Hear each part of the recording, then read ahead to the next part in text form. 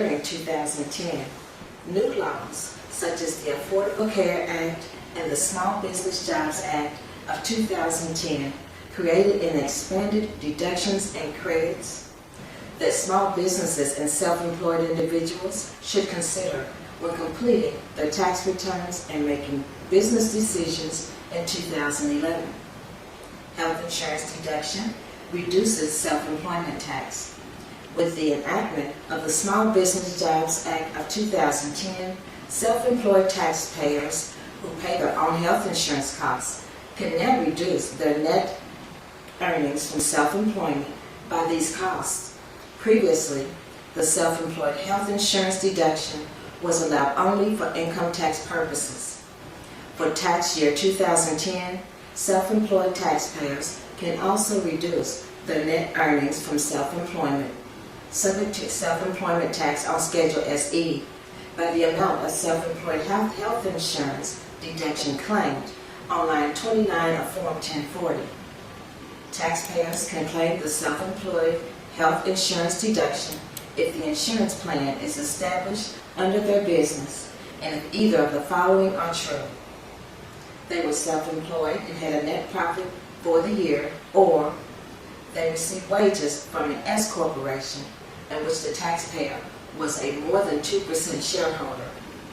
During tax year 2008, the most recent year for which data is available, the self-employed health insurance deduction was claimed on 3.6 million tax returns, reducing taxpayers' adjusted gross incomes by $21 billion. Depreciation limits on business vehicles. The total depreciation deduction, including the Section 179 expense deduction and the 50 or 100% bonus depreciation you can take for a passenger automobile, that is, not a truck or a van, that you use in your business and first placed in service in 2010 is increased to $11,060.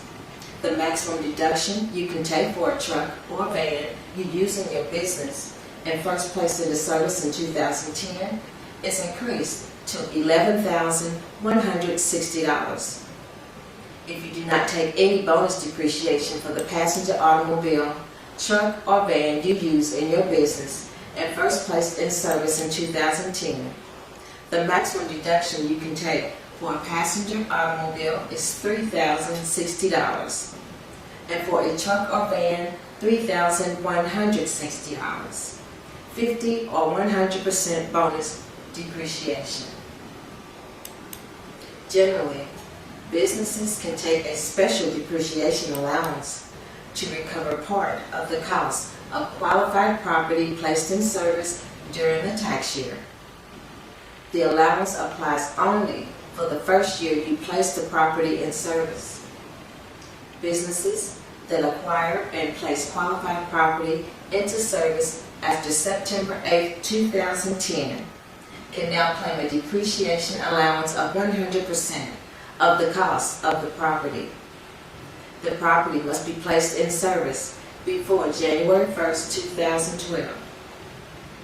Businesses that acquire qualified property during 2010 on or before September 8, 2010 can claim a depreciation allowance of 50% of the cost of the property.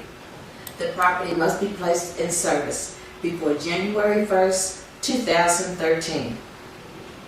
Allowance is an additional deduction you can take after any Section 179 deduction and before you figure regular depreciation under MSCRS for the year you place the property in service.